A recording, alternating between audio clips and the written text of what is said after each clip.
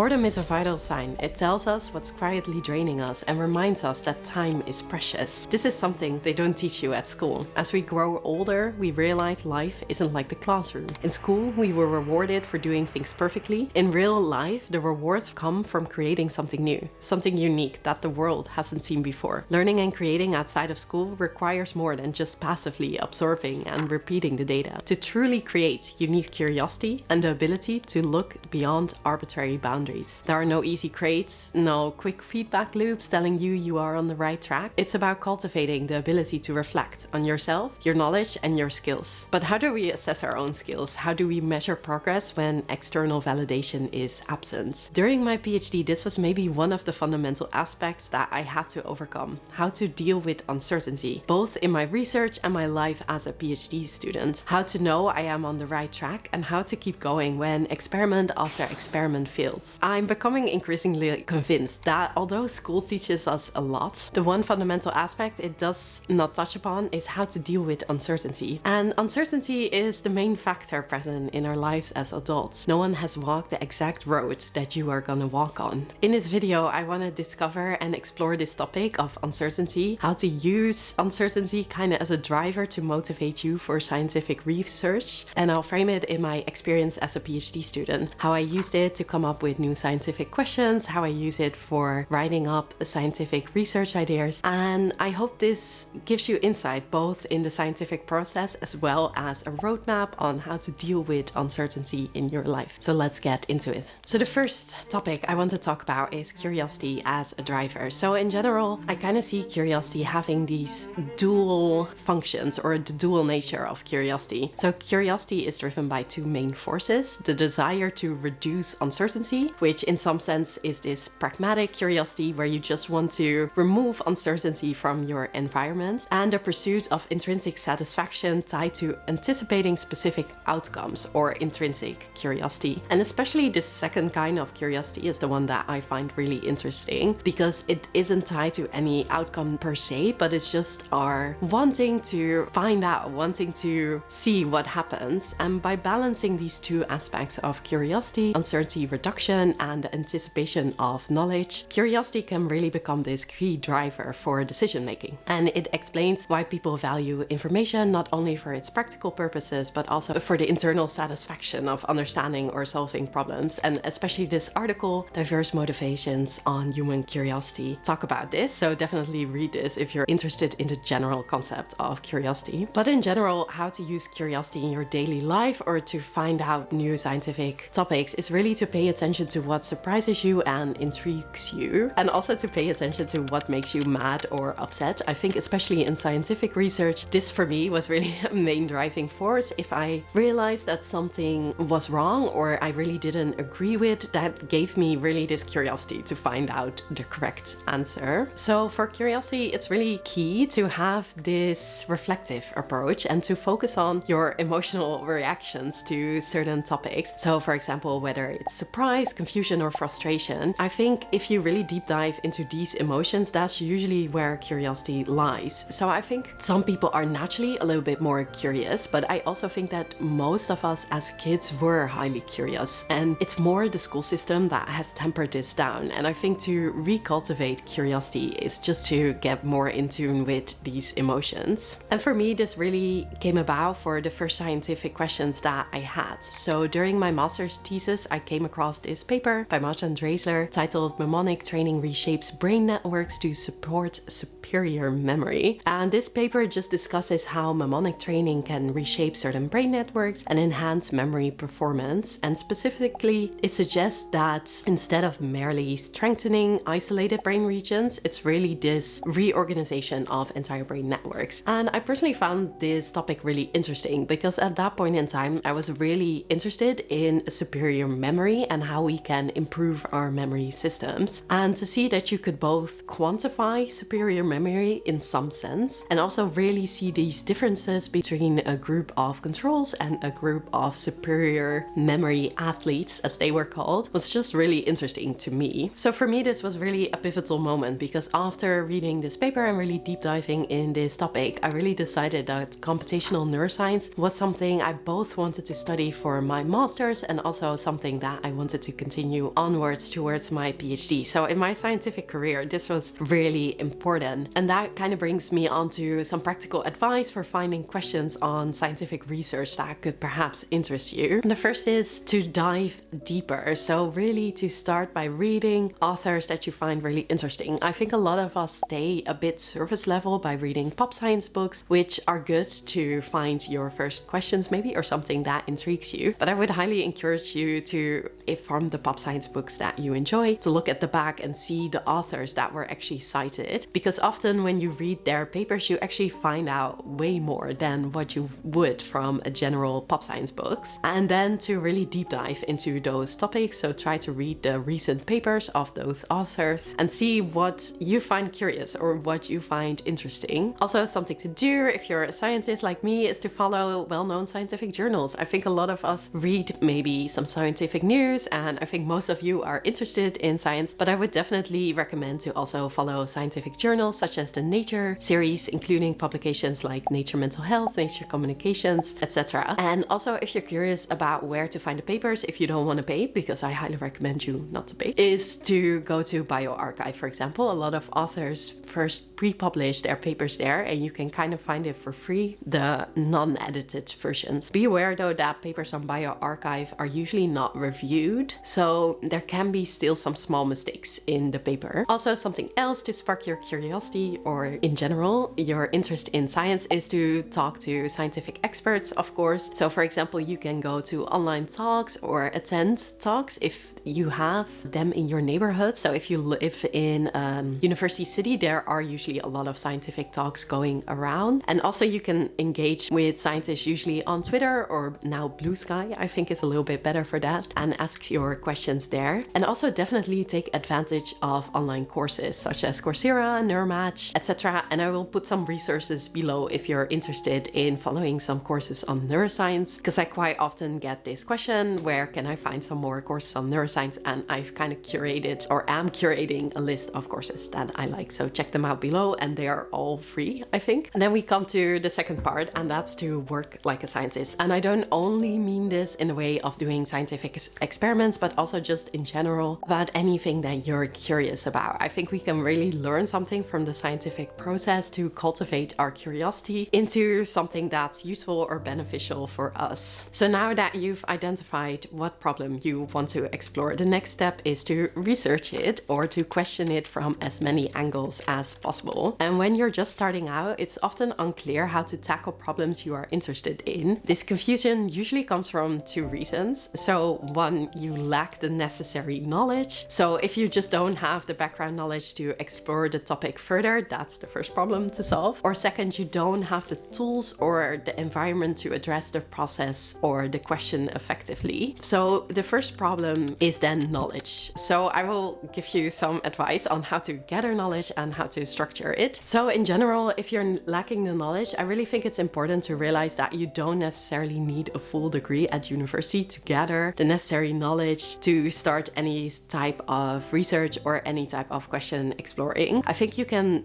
build a foundation of understanding by systematically gathering what's already out there. And especially now that we live in the age of the internet and even the age of AI, it's quite easy to find at least the basic information for most topics. So here is how I approach topics outside of usually the topics that I've specifically studied at university. So first of all, you want to find the existing knowledge. So you start by diving into the current body of knowledge on your topic. This could be in the form of a small literature review, which I've done for a paper that I wrote. And I usually do this in Excel. So I'll put up here the sheet of how that kind of looks like. And this literature review can include both papers or books foundational to the topic. The second is to read about 50 to maybe 100 key papers found in reviews. So you try to find a review that's on the topic that you're interested in, and then you go to the bottom of this review, and usually there are all the papers listed that they use for this review. To get a broad overview, you can read these papers, or at least read the summary of these papers, and you try to go through them and and update your understanding of what the current gaps are in the knowledge and what is already out there. And I've heard before that 50 to 100 papers seems insane, but I really think this finding your curiosity and going after it and really thinking about certain questions for your life is not a 1 week project. This is a year's project or maybe a whole lifetime project. So I think over a whole lifetime, 100 papers is actually not that much maybe. And then afterwards you try to identify common problems. So as you dig deeper, you're reading all these papers, you'll likely notice that many of the researchers encounter similar problems or obstacles. So usually in a discussion session, they say like, we should still discover this, or this is still something we haven't identified. And this recognition then is critical because once you pinpoint a common problem in the field, you've identified your first true problem that you want to solve. And this is where the extension of knowledge really begins. So before we continue today's video, I also want to take a moment to give a quick shout out to the sponsor of this video, ClickUp. So ClickUp is an all-in-one productivity platform that can revolutionize the way you approach your work. And I've been using it a lot recently, and I've already seen how it can improve the way that I manage things. So as a YouTube creator and a full-time researcher, I juggle a lot of tasks. So from planning videos, researching ideas, tackling deadlines, working with professors, and much more. Traditionally, I've kept everything in notebooks and scattered throughout documents and a very messy desk. You know how the chaos can be. But ClickUp allows me to organize all of my tasks and projects in a more structured way, and it lets me approach my creative work in the same way that a scientist would approach their research. It helps me break down every project into experiments that I can track, analyze, and refine over time. And it's a tool that brings really kind of almost scientific rigor to the creative work. So with ClickUp, I can organize everything into easily manageable tasks, create real-time dashboards, and set up extremely streamlined workflows. I map out my entire creative process and importantly, make it repeatable. It's almost like having a digital lab notebook that tracks not just the research, but every aspect of my work. This is crucial for staying on top of everything and improving as I go. For example, this very video was partly created with ClickUp, and I used it for brainstorming ideas, writing the script, and schedule edits. And even this sponsorship integration was planned out with ClickUp. Everything is organized, tracked, and mapped out in one place, making the whole process a lot smoother and more efficient. So if you're interested in working a little bit more effectively, head on over to my link, tryclickup.co, Charlotte Fraza, or click the link in the description down below to try ClickUp for free. Plus, if you like, you will get 20% off your first year on the unlimited and business plans. Big thanks again to ClickUp for supporting this channel, and now let's go back to the main topic and see if you can apply the scientific approach to your work. So let's go. So the second problem then to tackle if you want to explore more of your problem is sometimes to build the right environment. So I've really seen that one of the most important factors that will decide how well you do in your scientific career and how well you do as a student is actually your environment. And with environment, I don't only mean your study environment, like if you go to a library every day, but I also mean the people that surround you, the timing that surrounds you, how much access you have to certain resources such as computers, scanners, etc. So when it comes to the tools you need, think about the type of environment you will really need that can help you support the questions that you want to answer. So this could mean finding a research lab where you can get hands-on training under a certain professor, joining online communities, or working with like-minded learners, or attending certain conferences. For example, in neuroscience, there's a very famous conference in this year. It's in Australia, OHBM, and I would highly recommend if you're a neuroscientist to go to that. So for example, in my own work, at a certain point during my master's, I became really interested in individual differences in psychiatric cases. And this was mainly because I saw when you do a case control study within psychiatry, it's hard to find differences actually between cases and controls in their neurophenotypic fingerprints or basically in their brain signals. And that made me really curious if we could find individual differences. So if you have cases that are more extreme than others, can you find those differences? And the fact was that there was one lab that was actually studying that at my university. And I think if I wasn't able to join that lab, I would have actually never been able to study this topic in the depth that I'm studying it now. So I think the lab really allowed me to explore this topic. And I think without the lab, I wouldn't have been able to do this. I really recommend you to try to find an environment that allows you to explore the topics you're interested in. And that is really by trying to apply or trying to find these labs or these people that are also interested in the same topics that you are exploring. So then we come to learning through experimentation. So finally, I want to discuss a little bit how learning through experimentation can help you grow faster. I've talked about this before in different topics, but one key principle to keep in mind when learning new topics is that speed over perfection is really important. I think something that we learn at school is how to make a test perfectly. That's why we get grades, right? So if you get an A, it means you understood the topic perfectly. But I think in real life, this is very different. We don't get an A if we created something new, or we don't get a B or a C. And even if we sometimes discover something and we realize that our experiment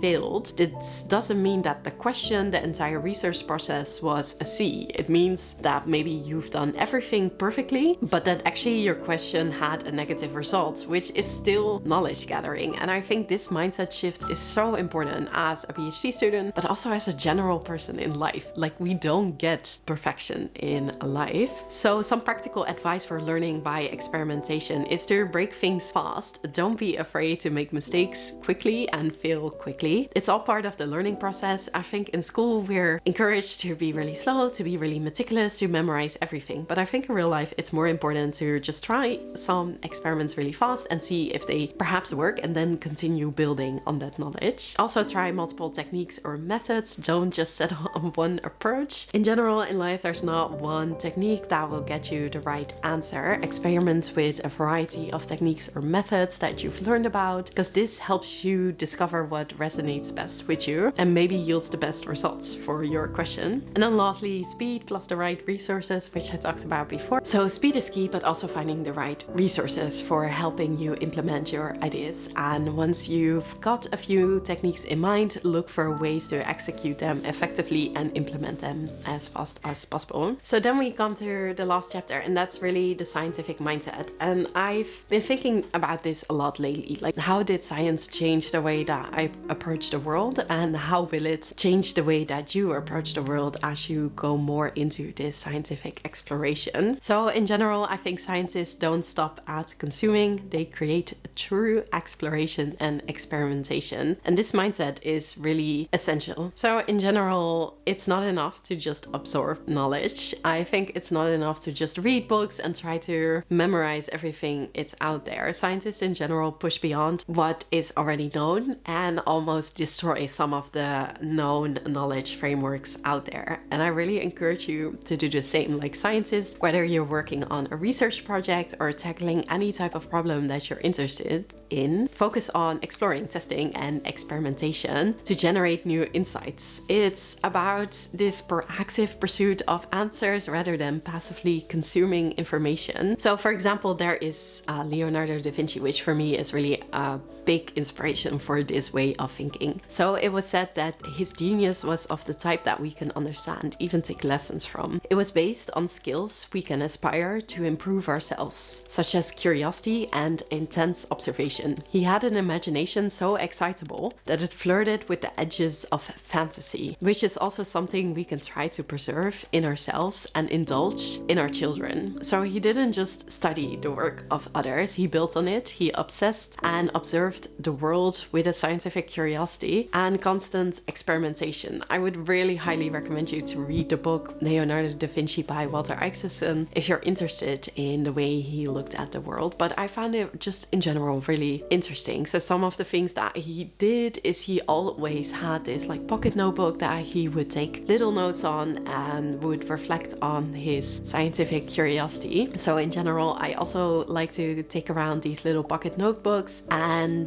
jot down ideas as they come. And also I've heard a little bit about, isn't it too much friction to write down everything you think? But I almost think this friction is key, because as you're writing down, you will also think more deeply about the topic that you're exploring. And furthermore, it also allows for no distractions. So one benefit I found with these kind of pocket notebooks is that they don't come with the usual distractions of digital advices. So there's no social media in your pocket notebook. So just try next time that something piques your curiosity, don't just scroll past it, act on it, build something, write something, and experiment. That's in general really how I believe you grow. And furthermore, I'm also considering of creating a community and this space for learning and exploring these type of more fuzzy ideas a little bit deeper. So let me know if you're interested, and I will add a form in the description box down below that you can explore if you're interested in maybe joining a community like this. And otherwise, see you next time. Bye!